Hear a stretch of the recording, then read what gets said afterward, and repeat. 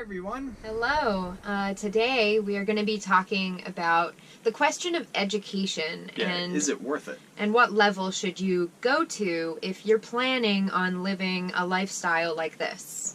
And because that's a big question that comes up. And it's one I actually have struggled with for a lot of years.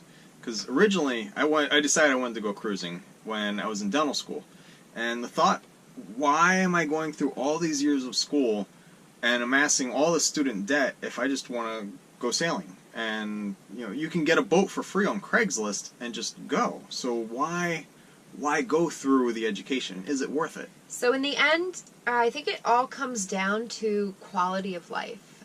What kind of life do you want to live during your cruising, before your cruising, and after your cruising time? And the conclusion that we have drawn, we're a little biased because we both went through, I went through college and grad school, and Herby went through college as well as dental school to get his doctorate. And we came to the conclusion that yes, it is incredibly worth it to go through higher education because we've met all kinds of people from all different walks of life who all have very different cruising and living styles. And the happier the people are, the more educated they are. What we really value in cruising, it's not just kind of living aboard and scraping by. It's really being able to experience the places that you go. And enjoy it. Mm-hmm.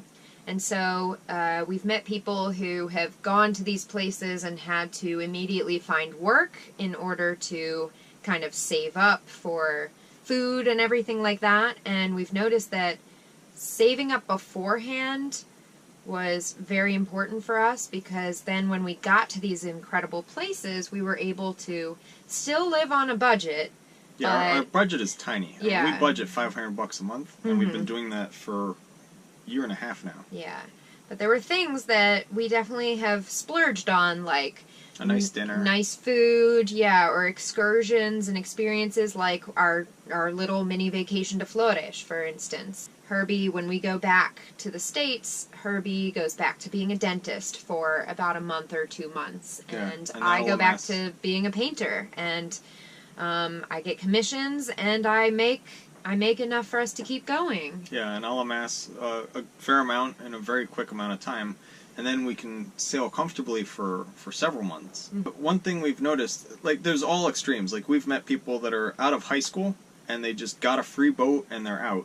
And then we'll meet other people who've worked their whole lives, and they've saved up a huge nest egg, and they are cruising in luxury. But they had to wait, till they were in their 60s to do it. So it's somewhere in the middle. There's a happy medium where you're educated, you get a good job, you work for a few years, you save up all your money, and then you go. Not all professions will allow you to go in and out that. Dentistry. Dentistry works because you can work as a temp at an office, or you can own your own practice and go back and forth.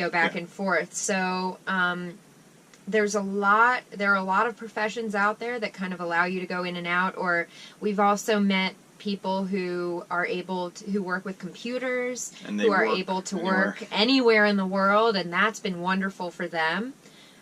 So that works for them, and then they don't even have to fly back like we do.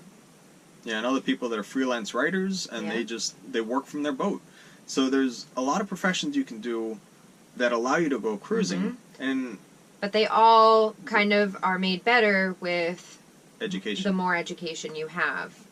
And so I guess what we're trying to say is don't drop out of school if you're thinking about the fact that you're just going to get a boat and travel the world and go sailing. That's so phenomenal, and you're going to get probably a better education culturally that way than you will in any classroom. And you're going to love it.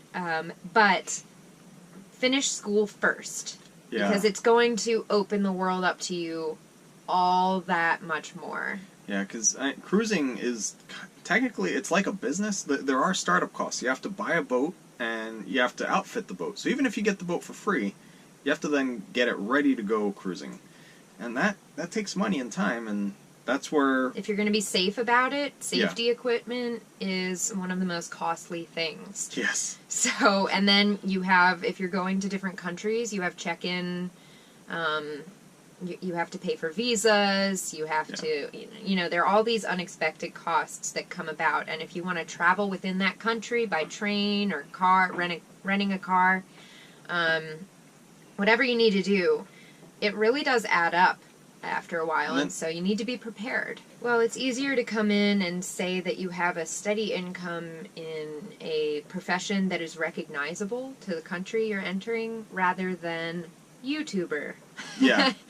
Something we're like trying that. to prove that, no, you actually do live on $100 a month. Or blogger, you know, So to sum up, what we're saying is don't quit education with the idea that you're going to travel the world in a boat, because it's going to be worth it in the end to follow through with your education, at least through the end of college. Yeah, so keep your dream, work hard towards it, and then you will totally enjoy it.